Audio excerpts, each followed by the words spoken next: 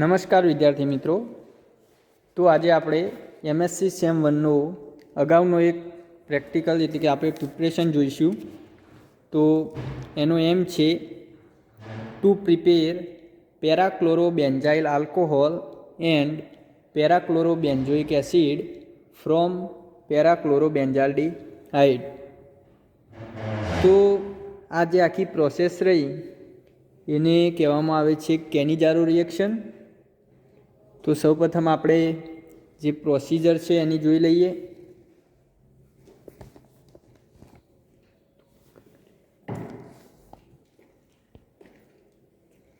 તો તેના માટે સૌપ્રથમ આપણે એક આરબીએફમાં 6 ગ્રામ પેરાક્લોરોબેન્ઝાલ્ડિહાઇડ અને 16 ml મિથેનોલ લઈશું।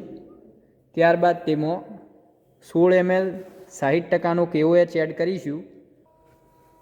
ત્યારબાદ આ આરબીએફને આપણે 65 થી 75 ડિગ્રી સેલ્સિયસ પર વોટર બાથમાં 1 કલાક સુધી રિફ્લક્સ માટે મૂકીશું। તો સૌપ્રથમ આપણે આટલી પ્રોસેસ કરીએ। તો તેના માટે સૌપ્રથમ આપણે 6 ગ્રામ પેરાક્લોરોબેન્ઝાલ્ડિહાઇડ લઈએ।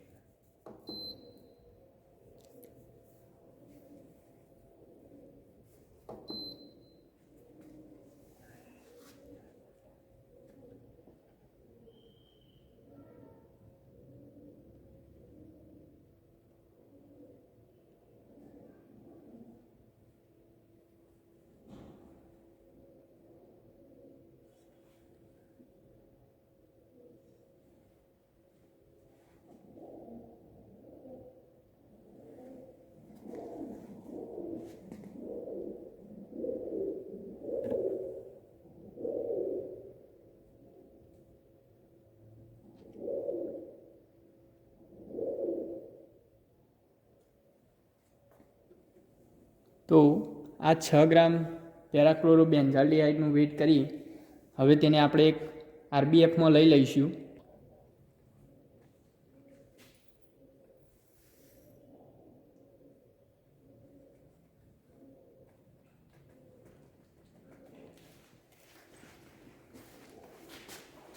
ગ્રામ બેન્ઝાલ્ડિહાઇડ લીધા બાદ તે જ આરબીએફમાં આપણે 16 ml મિથેનોલ એડ કરીશું।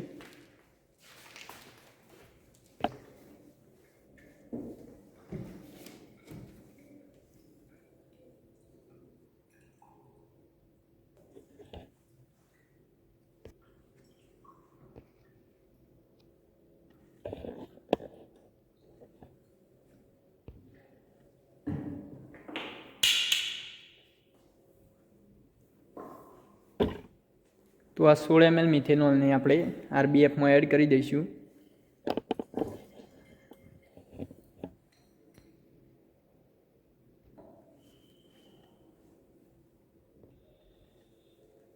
મિથેનોલ લીધા બાદ આ આરબીએફમાં આપણે 16 ml 60% KOH લઈશું।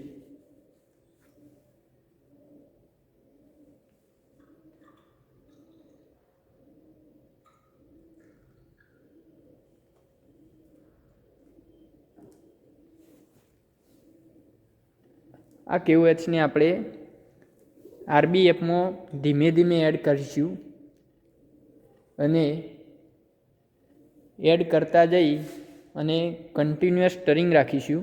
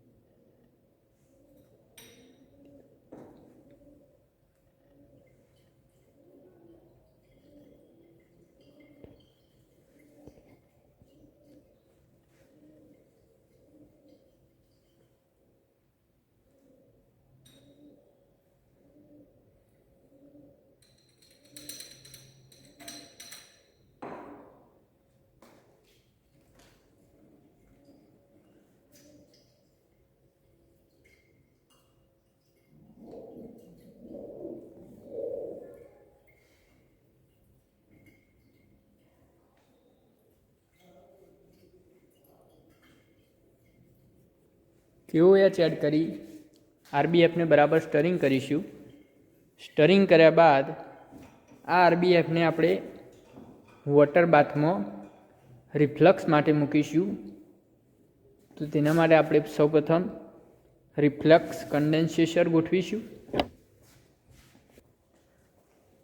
કન્ડેન્સરની ગોઠવણી માટે સૌપ્રથમ આપણે RBFને એક આ રીતે જે દેખાય છે તે રીતે એક સ્ટેન્ડ સાથે જોઈન કરી દઈશું. આ RBF વોટર બાથમાં પાણીને અડકે ત્યાં સુધી તેને ફિટ કરીશું.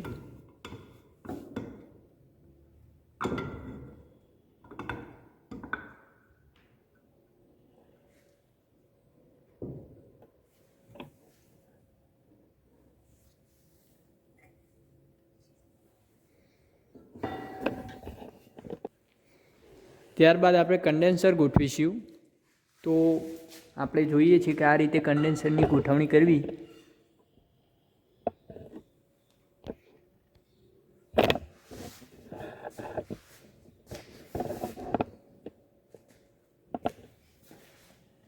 તો સૌપ્રથમ RBF પર આ રીતે કન્ડેન્સર ગોઠવી દેવું.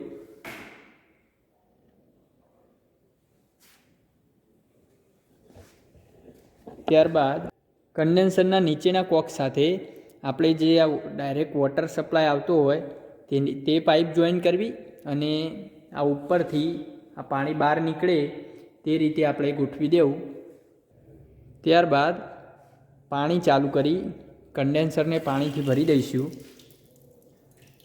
તો આપણે જોઈ શકીએ છીએ કે કન્ડેન્સર પાણીથી ભરાય છે.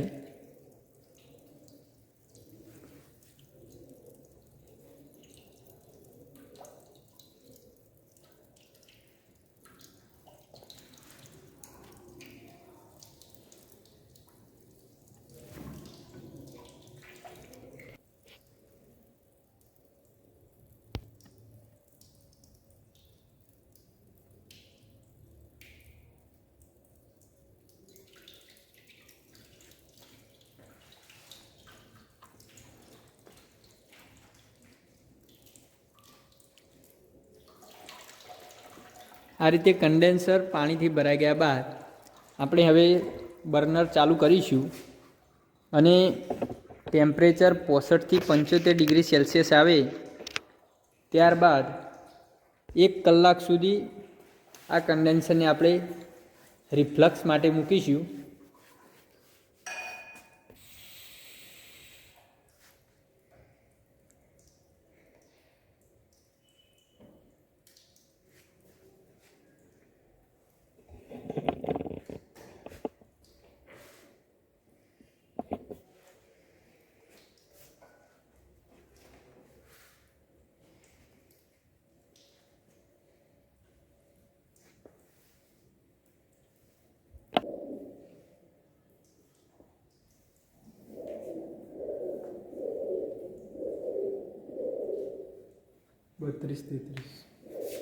તો હાલનું ટેમ્પરેચર 32 થી 33 ડિગ્રી છે.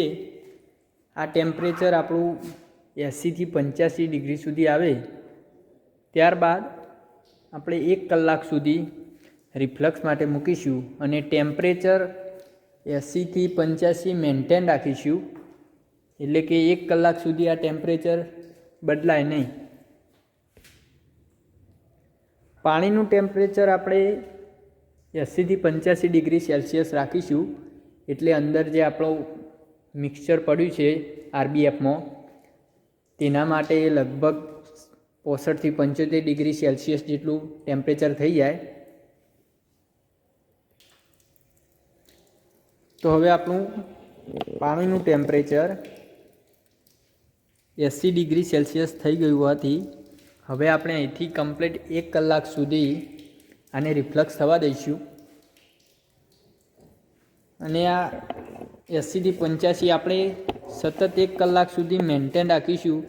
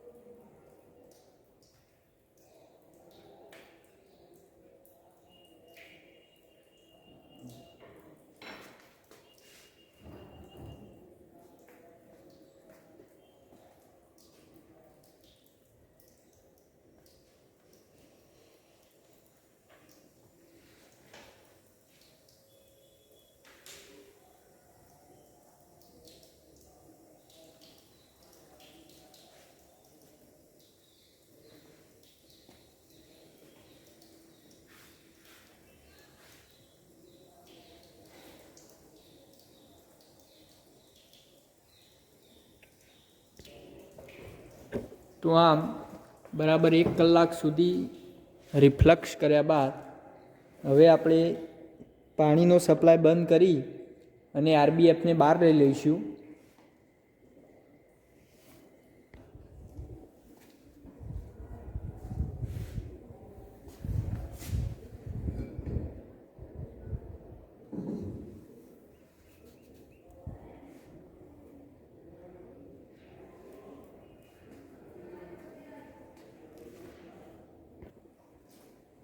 આરબીએફ બહાર લીધા બાદ તેને થોડીવાર રૂમ ટેમ્પરેચર ઉપર ઠંડુ પડવા દઈશું.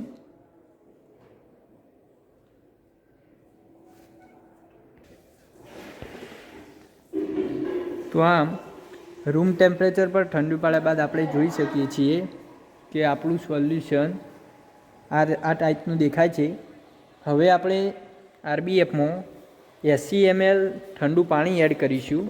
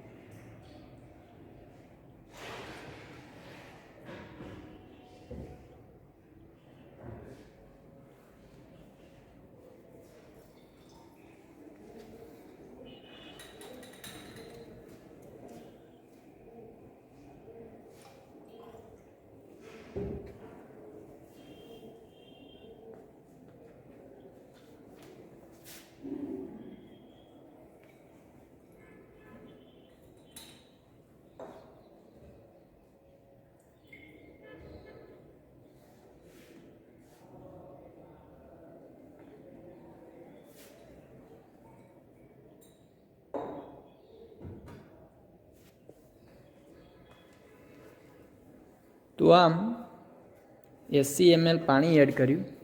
તો આ આરબીએફમાં હવે આપણી બંને પ્રોડક્ટ પ્રેઝન્ટ હશે, એટલે કે આપણી પેરાક્લોરોબેન્ઝાઇલ આલ્કોહોલ અને પેરાક્લોરોબેન્ઝોઇક એસિડ બંનેનું મિક્સચર આ આરબીએફમાં હશે.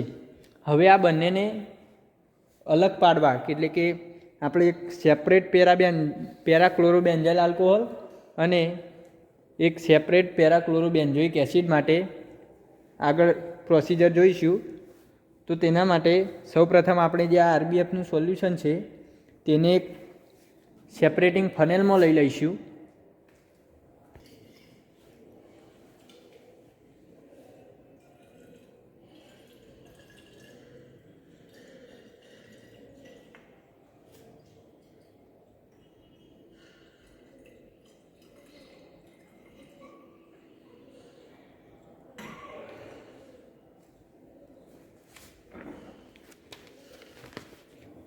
સેપરેટિંગ ફનેલમાં આ સોલ્યુશન લીધા બાદ આ સેપરેટિંગ ફનેલમાં આપણે 20 mlના 3 ભાગ મિથિલિન ક્લોરાઇડ એડ કરીશું. એટલે કે જે આપણો આલ્કોહોલ છે તે એમાં ડિઝોલ્વ થઈ જશે. તો આપણે પ્રથમ 20 ml મિથિલિન ક્લોરાઇડ સેપરેટિંગ ફનેલમાં એડ કરીએ.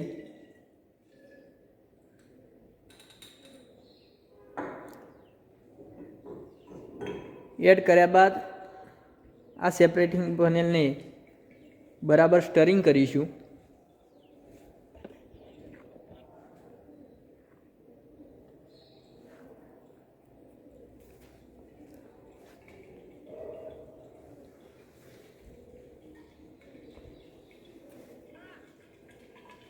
સ્ટરિંગ વધારે પ્રમાણમાં કરીશું, એટલે કે આપણો જે પેરાક્લોરોબેન્ઝાઇલ આલ્કોહોલ છે તે સંપૂર્ણ મિથિલિન ક્લોરાઇડમાં ડિઝોલ્વ થઈ જાય. સેપરેટિંગ ફનેલને બરાબર સ્ટરિંગ કર્યા બાદ આપણે તેને એક સ્ટેન્ડ ઉપર સ્થિર મૂકી દઈશું, જેથી 2 લેયર આપણને મળી જાય.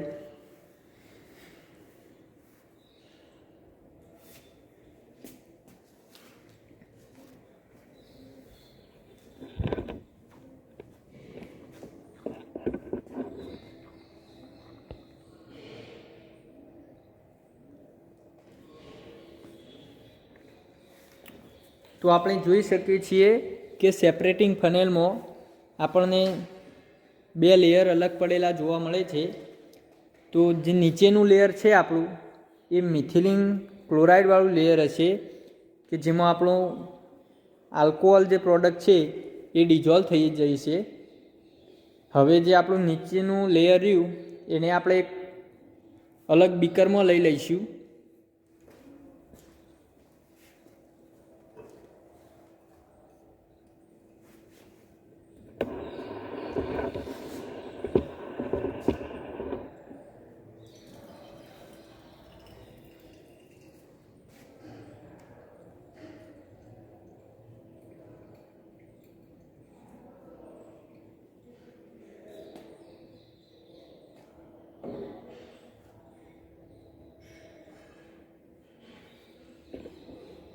નીચેનું લેયર બીકરમાં લઈ લીધા બાદ આપણે સેપરેટિંગ ફનેલમાં ફરી એકવાર 20 ml મિથિલિન ક્લોરાઇડ એડ કરીશું. એટલે કે જો આપણો આલ્કોહોલ ડિઝોલ્વ ના થયું હોય એ પણ ડિઝોલ્વ થઈ જાય.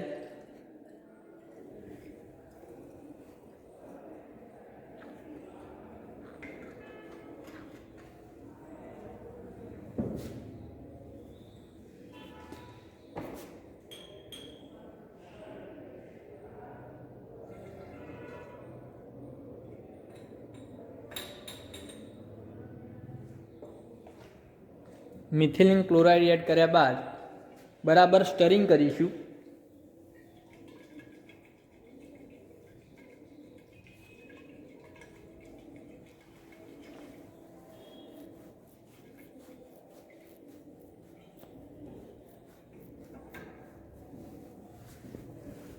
સ્ટરિંગ કર્યા બાદ ફરી એક વખત તેને આપણે સ્ટેન્ડ પર મૂકી રાખીશું જેથી 2 લેયર અલગ પડી જાય.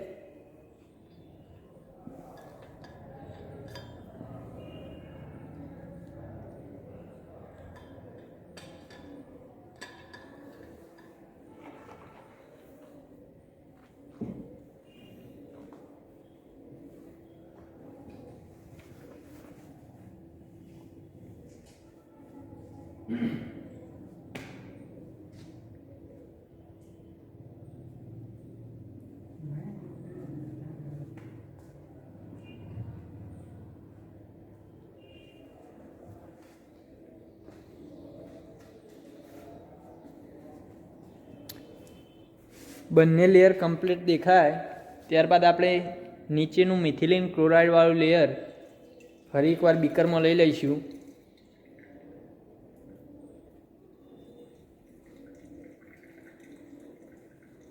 આવી પ્રોસેસ આપણે 3 વાર કરીશું જેથી આપણો આલ્કોહોલ સંપૂર્ણપણે મિથિલિન ક્લોરાઇડમાં ડિઝોલ્વ થઈ જાય.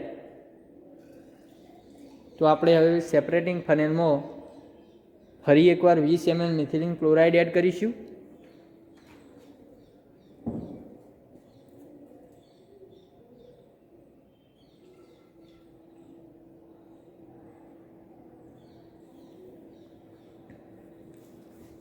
એડ કર્યા બાદ આપણે સેપરેટિંગ ફનેલને બરાબર સ્ટરિંગ કરી દઈશું.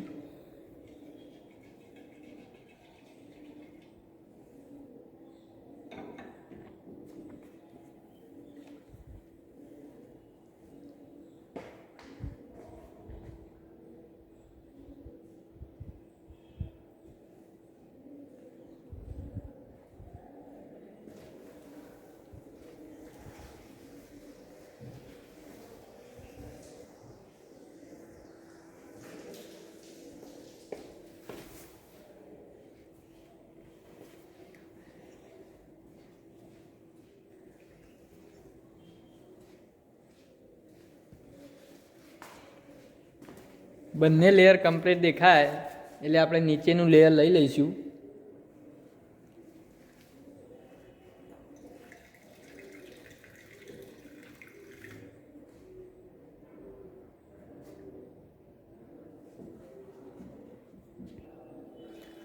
આમ બંને લેયર અલગ કર્યા બાદ આપણે સેપરેટિંગ ફનેલના સોલ્યુશનને પણ એક બીકરમાં લઈ લઈશું.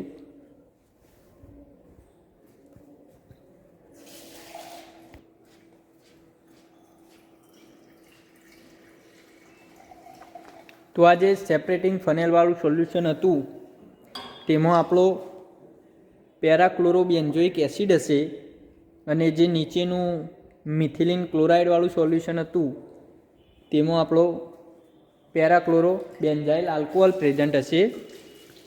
તો હવે આ બંને સોલ્યુશનમાંથી આપણી બંને પ્રોડક્ટ એટલે કે પેરાક્લોરોબેન્ઝાઇલ આલ્કોહોલ અને પેરાક્લોરોબેન્ઝોઇક એસિડ પ્યોર ફોર્મમાં કેવી રીતે મેળવવી એના માટે હવે આપણે આગળની પ્રોસિજર કરીશું. તો સૌપ્રથમ આપણે આપણો પેરાક્લોરોબેન્ઝોઇક એસિડ પાછો મેળવીશું. તો તેના માટે સૌપ્રથમ જે આપણે સેપરેટિંગ ફનેલમાંથી સોલ્યુશન લીધું હતું બીકરમાં તેમાં આપણે 80 ml પાણી એડ કરીશું.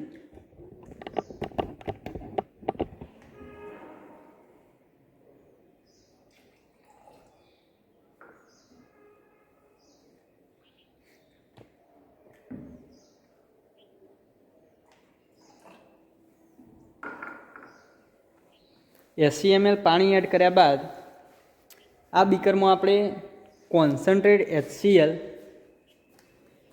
જ્યાં સુધી આપણું સોલ્યુશન એસિડિક થાય ત્યાં સુધી આપણે તેને કોન્સન્ટ્રેટ HCl એડ કરીશું.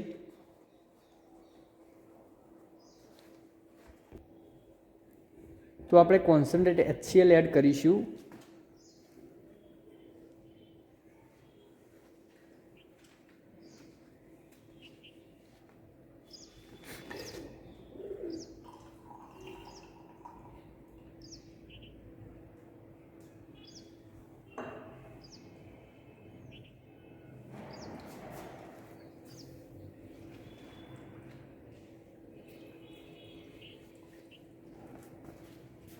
તો એડ કરતાં આપણે જોઈ શકીએ છીએ કે આપણને પેરાક્લોરોબેન્ઝોઇક એસિડના વ્હાઇટ પીપીટી મળે છે. તો હવે આપણે આ પીપીટીને ફિલ્ટરેટ કરી અને સોલિડ ફોર્મમાં પેરાક્લોરોબેન્ઝોઇક એસિડને આપણે પાછો લઈ લઈશું.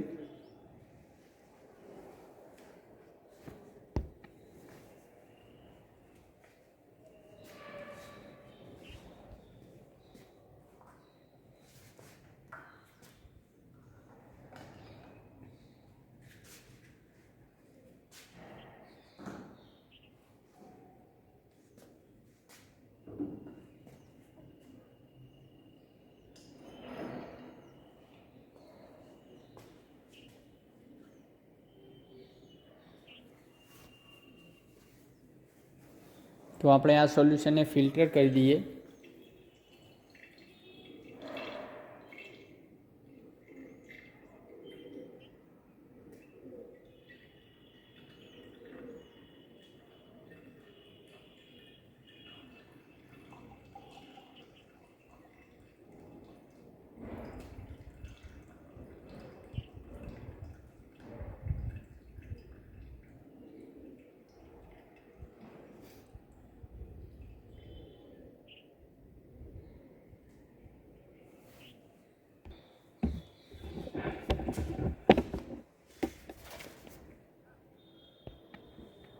તો આ જે ફિલ્ટરમાં દેખાય છે એ આપણો પેરાક્લોરોબેન્ઝોઇક એસિડ છે.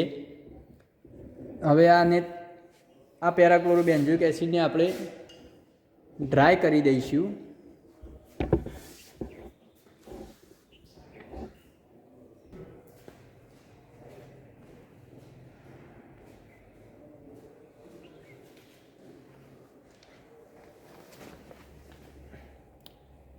પેરાક્લોરોબેન્ઝોઇક એસિડના પીપીટીને ડ્રાય કરવા મૂકી હવે આપણે આપણા પેરાક્લોરોબેન્ઝાઇલ આલ્કોહોલને પ્યોર ફોર્મમાં મેળવવા માટેની પ્રોસિજર કરીશું. તો તેના માટે આપણે જે આપણું મિથિલિન ક્લોરાઇડવાળું સોલ્યુશન હતું તેમાં આપણે 10 ml 10% સોડિયમ કાર્બોનેટ અને 20 ml પાણી એમ 2 પોર્શનમાં એડ કરી અને તે સોલ્યુશનને આપણે ગરમ પાણીમાં તે બીકરને મૂકી અને મિથિલિન ક્લોરાઇડને ઇવોપોરેટ કરી દઈશું, જેથી આપણો પેરાક્લોરોબેન્ઝાઇલ આલ્કોહોલ પ્યોર ફોર્મમાં મળી જાય. તો આપણે 10 ml 10% સોડિયમ કાર્બોનેટ લઈ લઈએ.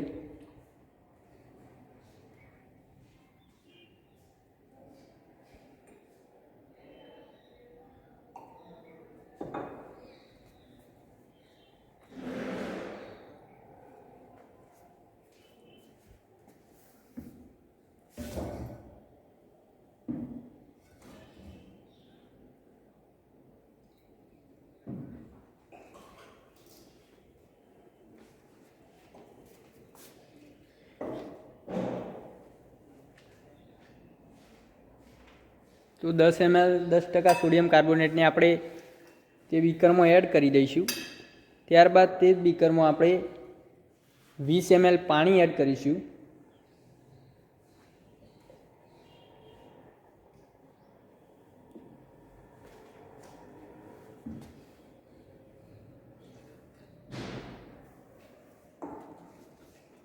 બરાબર સ્ટરિંગ કરી દઈશું.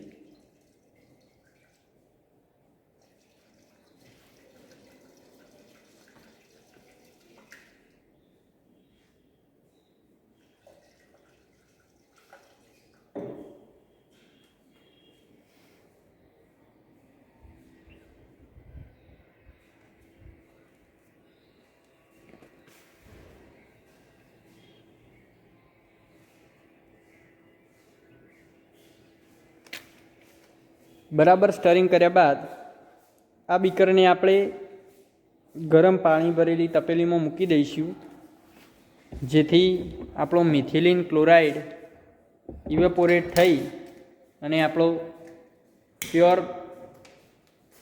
પેરાક્લોરોબેન્ઝાઇલ આલ્કોહોલ મળી જાય.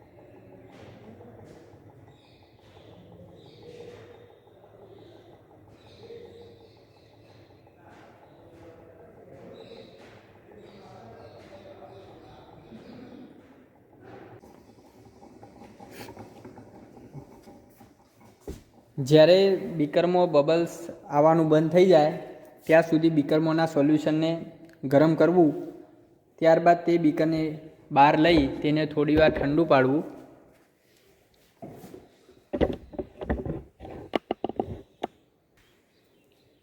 તો આ રીતે આપણે પેરાક્લોરો બેન્ઝાઇલ આલ્કોહોલ પણ પાછો મેળવી લીધો. તો પેરાક્લોરો બેન્ઝોઇક એસિડને ડ્રાય કર્યા બાદ હવે આપણે તેનું વજન કરી લઈશું કે આપણને કેટલા ગ્રામ પેરાક્લોરો બેન્ઝોઇક એસિડ પાછો મળ્યો. તો આપણે તેનું વજન કરીએ.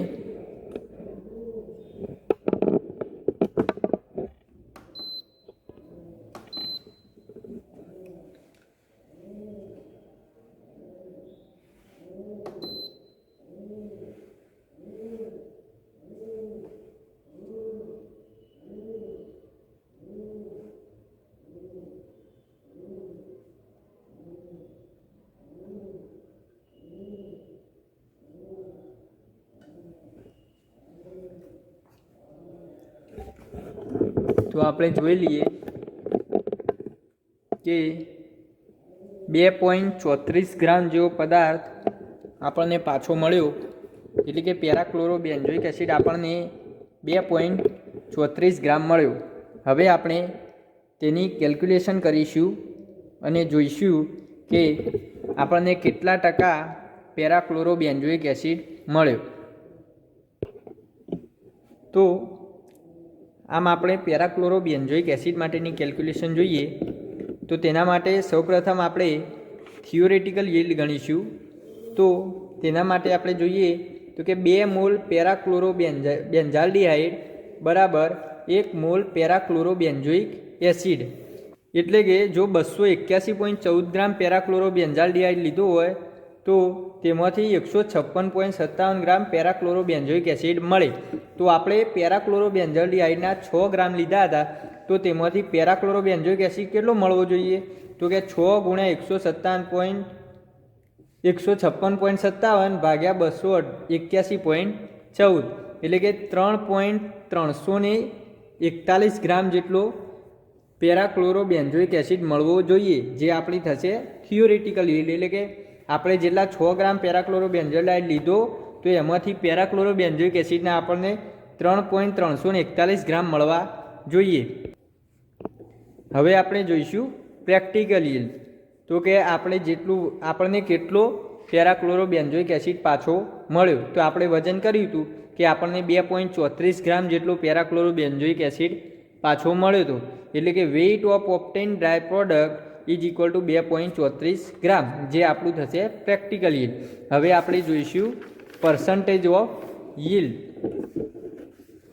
એટલે કે પર્સન્ટેજ ઓફ યીલ્ડ બરાબર પ્રેક્ટિકલ યીલ્ડ ભાગ્યા થિયોરેટિકલ યીલ્ડ ગુણ્યા 100. તો કે પ્રેક્ટિકલ યીલ્ડ આપણને મળી 2.34 ગ્રામ, થિયોરેટિકલ યીલ્ડ હતી 3.341 ગ્રામ ગુણ્યા 100. એટલે કે આપણને કેલ્ક્યુલેશન કરીએ તો આપણને મળે 70.03%. એટલે કે આપણને જે પેરાક્લોરો બેન્ઝોઇક એસિડ મળ્યો એ કેટલા ટકા પ્રોડક્ટ થઈ? 70.03%. તો હવે આપણે એનું રિઝલ્ટ ટેબલ જોઈ લઈએ. તો કે થિયોરેટિકલ યીલ્ડ બરાબર 3.341 ગ્રામ, પ્રેક્ટિકલ યીલ્ડ આપણને મળી 2.34 ગ્રામ અને પર્સન્ટેજ ઓફ યીલ્ડ 70.03%. તો હવે આપણે જે પેરાક્લોરો બેન્ઝાઇલ આલ્કોહોલ મળ્યો એનું વજન કરી લઈશું અને એ વજન દ્વારા આપણે જોઈશું કે આપણને કેટલા ટકા પેરાક્લોરો બેન્ઝાઇલ આલ્કોહોલ મળ્યો. તો આપણે પેરાક્લોરો બેન્ઝાઇલ આલ્કોહોલનું વજન કરી લઈએ.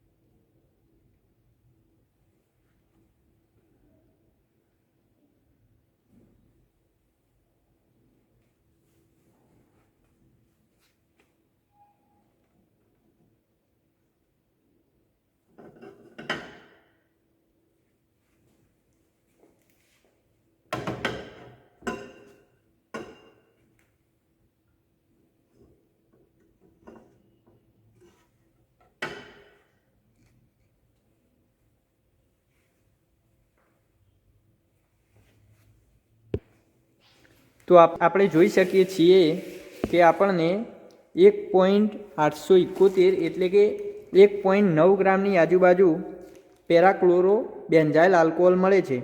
તો આ આપણી થશે પ્રેક્ટિકલ યીલ્ડ. તો હવે આપણે તેની કેલ્ક્યુલેશન કરી અને જોઈ લઈશું કે આપણને કેટલા ટકા પેરાક્લોરોબેન્ઝાઇલ આલ્કોહોલ મળ્યું.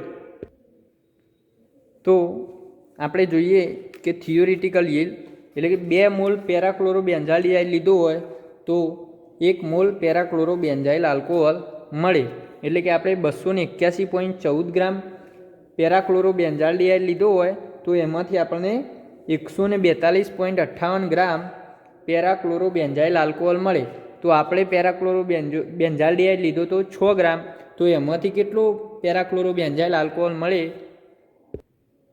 એટલે કે 6 ગુણ્યા 142.58 ભાગ્યા 281.14 એટલે કે 3.04 ગ્રામ.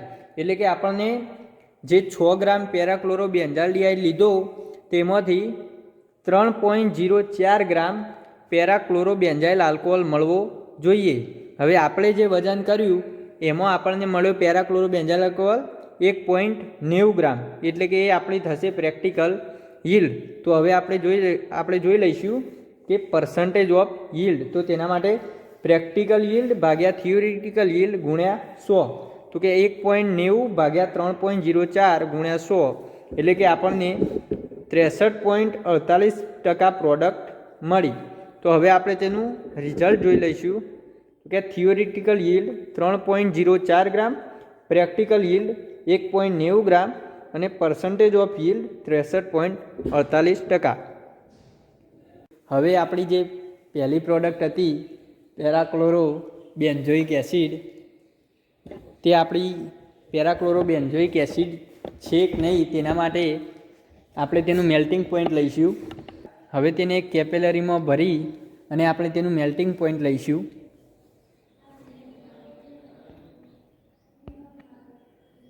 તો આ રીતે પદાર્થને આપણા કેપિલરીમાં ભરી લઈશું અને તેને એક થર્મોમીટર સાથે જોડી અને તેનું મેલ્ટિંગ પોઈન્ટ લઈશું. તો આ રીતે આપણે મેલ્ટિંગ પોઈન્ટ લઈ લઈશું અને જોઈશું કે કેટલા મેલ્ટિંગ પોઈન્ટે આપણો પેરાક્લોરોબેન્ઝોઇક એસિડે મેલ્ટ થઈ જાય છે.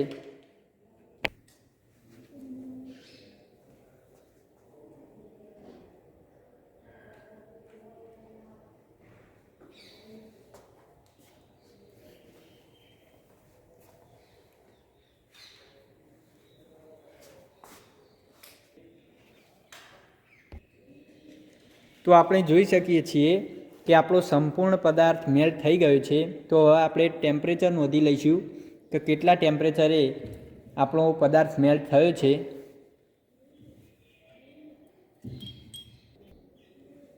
તો આપણો પદાર્થ 235 ડિગ્રી આસપાસ મેલ્ટ થયો છે અને જે આપેલું મેલ્ટિંગ પોઈન્ટ હતું તે પણ 241 ડિગ્રીની આસપાસ હોવાથી આપણે નક્કી કરીશું કે આપણી જે પ્રોડક્ટ મળી તે પેરાક્લોરોબેન્ઝોઇક એસિડ જ છે.